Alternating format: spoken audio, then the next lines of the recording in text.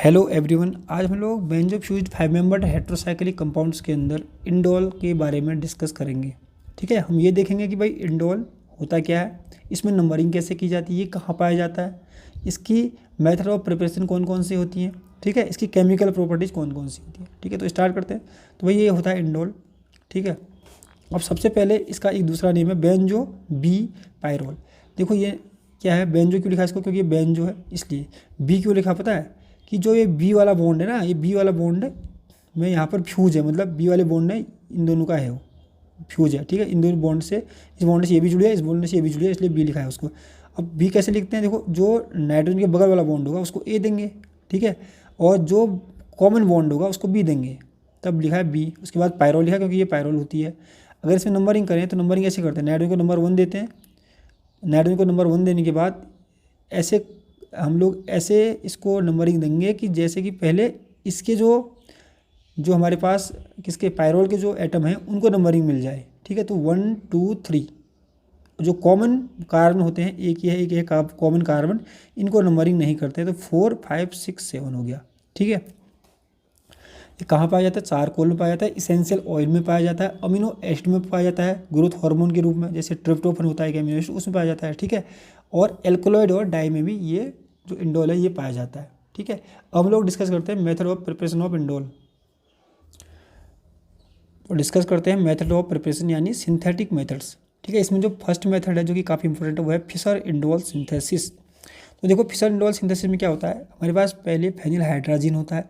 अगर phenyl hydrazine की reaction हम एल्डिहाइड या कीटोन के साथ करा दें तो फेनिल हाइड्राजोन बनेगा। ठीक है, इस जो फेनिल हाइड्राजोन ये है, इस फेनिल हाइड्राजोन में अगर हम एसिड डाल दें एसिड डाल दें तो जो फेनिल हाइड्राजोन है इसमें रीअरेंजमेंट होता है, जिससे क्या बनता है, इंडोल फॉर्मेशन होता है और अमोनिया का एलिमिनेशन होता है। ठीक है, यहाँ पर लिखा हुआ है वो। तो देखो फेनिल हाइड्राजन की रिएक्शन हमने एल्डिहाइड के साथ कराई, कौन सा एल्डिहाइड, एसिटाल्डिहाइड, CH3CHO। ठीक है, ये है एल्डिहाइड।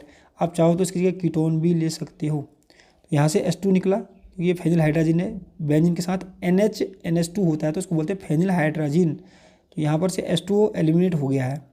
ठीक है, तो क्या होगा, अब क्या बन जाएगा, N के साथ डबल बॉन्ड और C होगा, और उसके बाद CH3, उसके बाद H। तो सेम देखो N के साथ डबल बॉन्ड C, उसके बाद ये CH3 है। ठीक है, ये HCH है, समझ रहे हो, तो सेम है। अब क्या होगा, यहाँ पर अरेंजमेंट होना है, मतलब पहले आइसोमराइजेशन होगा। तो यहाँ पर जो CH3 में से जो एक हाइड्रोजन है मैंने यहाँ से बाहर निकाल दिया तो CH2 बचेगा फिर। ठीक है, ये वाला बॉन्ड टूट के यहाँ चले जाता है और ये H+ के रूप में बाहर निकल जाएगा। ठीक है, और यहाँ पर डबल बॉन्ड बन जाएगा, तो यहाँ पर देख सकते हो डबल बॉन्ड बना है। ये वाला बॉन्ड खिसक के नाइट्रोजन के ऊपर शिफ्ट होगा तो नाइट्रोजन पर नेगेटिव चार्ज आ जाएगा भाई। ठीक है, तो नेगेटिव चार्ज आया।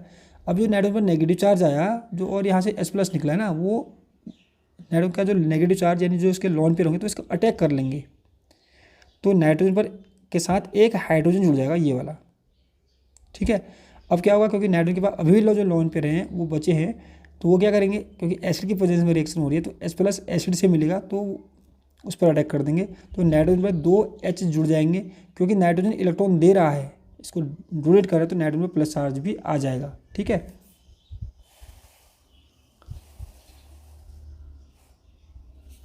तो इस टाइप का स्ट्रक्चर बन जाएगा, नाइट्रोजन पर 2 H आ जाएंगे। ठीक है, अब यहाँ पर क्या होगा समझना कि जो ये वाला बॉन्ड है ये खिसक के यहाँ चले जाता है।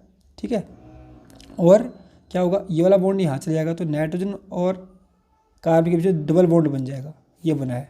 ठीक है, और इस कार्बन से ये C जुड़ जाएगा, मतलब इस कार्बन और इस कार्बन के बीच बॉन्ड बन जाएगा। ठीक है, तो ये बना हुआ है देखो। ठीक है, अब यहाँ से क्या होना है, एलिमिनेशन होना है यहाँ से देखो फिर क्या होगा, यहाँ से H+ निकलेगा। ठीक है, H+ निकलेगा तो यहाँ पर डबल बॉन्ड बन जाता है। ठीक है, डबल बॉन्ड यहाँ पर दिखा भी है, और यहाँ से जो पाई बॉन्ड है वो नाइट्रोजन के ऊपर शिफ्ट हो जाता है। ठीक है, तो नाइट्रोजन क्या हो जाएगा, न्यूट्रल हो जाएगा, न्यूट्रल होगा, कोई चार्ज नहीं है इस पर, तो H+ यहाँ से निकल गया, याद रखना है। ठीक है, और क्या होगा इसमें कि जो ये है ना, अब मेनली यहाँ पर ऐसा क्यों होता है, क्योंकि देखो यहाँ पर क्या होता है, जो ये है बेंजीन रिंग है, इसमें 6 पाई इलेक्ट्रॉन, तो ये एरोमेटिक है। ठीक है, इसमें 4 पाई इलेक्ट्रॉन है तो ये नॉन एरोमेटिक है। तो एरोमेटिक स्टेबल रिंग होती है, ये नॉन स्टेबल मतलब अनस्टेबल है। ठीक है, तो अनस्टेबल जो कंपाउंड होता है वो क्या चाहता है कि स्टेबल बनो। स्टेबल कैसे बनेगा कि ये दोबारा से एरोमेटिक बन जाए, मतलब इसमें 3 पाई बॉन्ड फिर से आ जाएँ। वो कैसे आएंगे, वो ऐसे आएंगे कि जो इस कार्बन पर जो H है वो टूटेगा, इस कार्बन और इस कार्बन के बीच डबल बॉन्ड बन जाएगा, तो ये बना है। ठीक है, सेम बन गया होगा, और ये बॉन्ड इधर खिसक जाएगा तो नाइट्रोजन पर फिर से क्या होगा नेगेटिव चार्ज आ जाएगा, समझ रहे हो। अब यहाँ पर होता है साइकिलाइजेशन, जो नाइट्रोजन का जो यहाँ पर जो नाइट्रोजन का लोन पेयर होता है तो वो क्या करता है, तो ये अटैक करता है इस कार्बन पर, तो नाइट्रोजन और कार्बन के जो बॉन्ड बन जाएगा, ठीक है।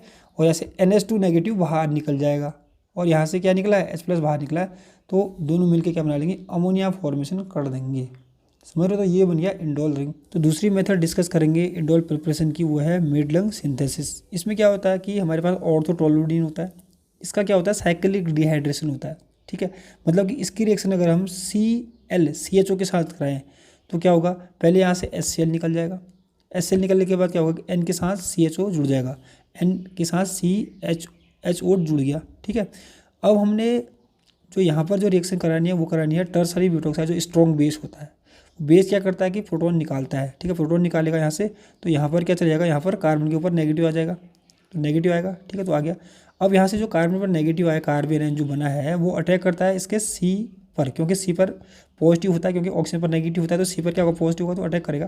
तो कार्बन और कार्बन के बीच में एक रिंग जैसी बन जाएगी, कार्बन और कार्बन के बीच में एक रिंग बन गई है, ठीक है।